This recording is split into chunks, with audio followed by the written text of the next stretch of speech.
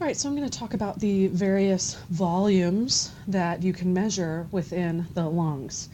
You, of course, did this in lab, spirometry, and that's where you measure the volumes capable of being held within the lungs. I'm going to review each volume and capacity in order from left to right on this particular diagram. So start left and we'll work our way right so that you can follow along with me. So the tidal volume is just your normal inhale and exhale, like the tide coming and going. It's the same meaning there. So that would be the volume of air that you take in and exhale from your body in a normal resting breath. The IRV is your inspiratory reserve volume.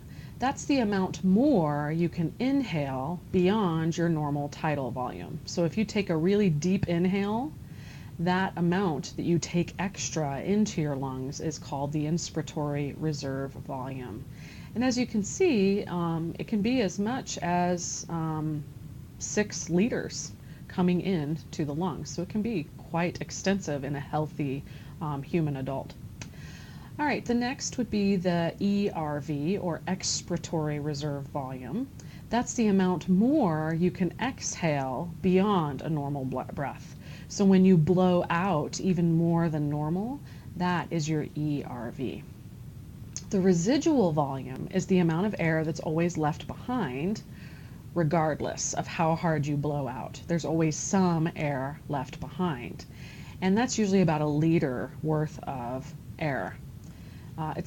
It's handy to think of a 2-liter bottle from the grocery store when you try to picture these volumes. So a liter is always left behind in your lungs.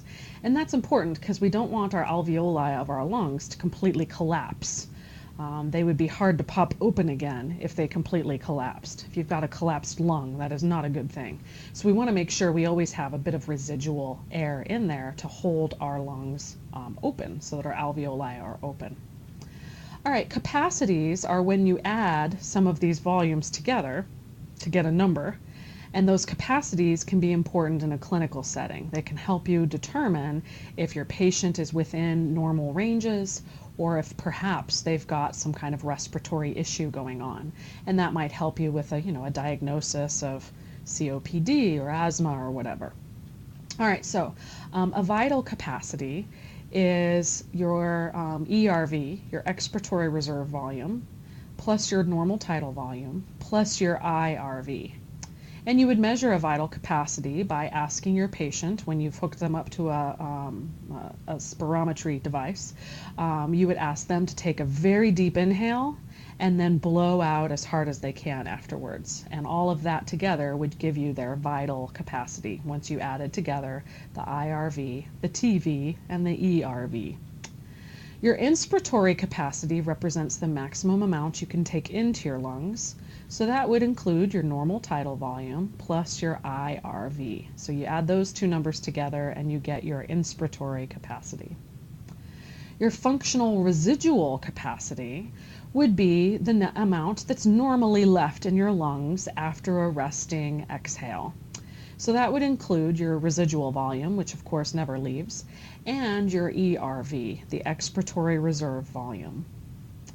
Finally, total lung capacity is when you add all of your volumes together. So you add your IRV, your tidal volume, your expiratory reserve volume, and your residual volume.